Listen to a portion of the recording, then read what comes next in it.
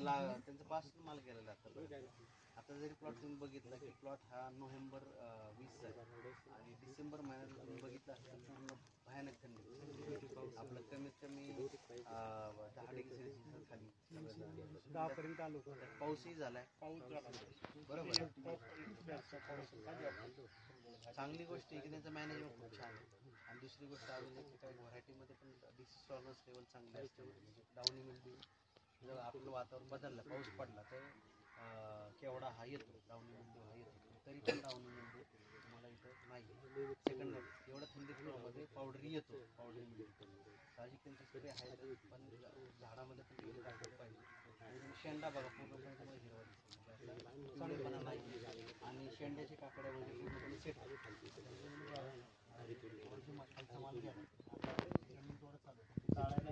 दोन दिवसात 3 दिवसात माल आणि आता अजून म्हणजे हळूहळू थोडे मध्ये एक टन आता जरा कमी झाली अजून परत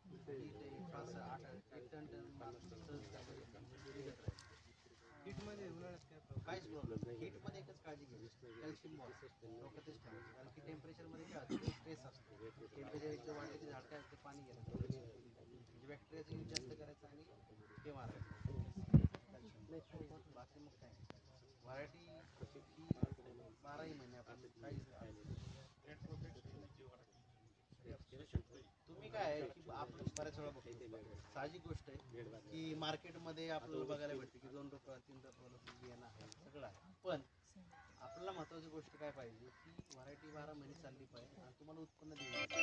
आता हे दिसलं आता मग अशी म्हणले की वरती गेली खालीसाठी घ्यायचं फाळीमध्ये होणार बनवलं जातं प्रॉममध्ये पोटॅश जास्त आहे आता त्याचं किश प्रीमियम म्हणून ह्याचं प्रोडक्ट येतं धनश्रीचं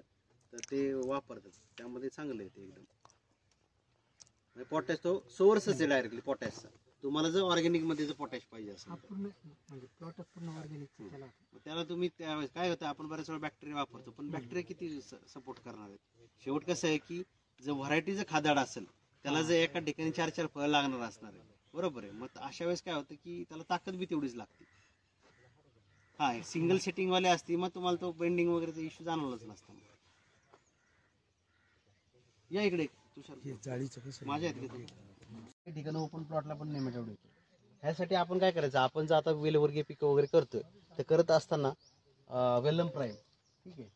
वेलम प्राईम बाहेरचं औषध येतं तर त्यांचं रिकमेंडेशन आहे स्कॉर्चिंग येतं बऱ्यापैकी त्याला हा स्कॉर्चिंग येऊ द्यात पण तुम्हाला वेलम प्राईम वापरल्याचा फायदा पण आहे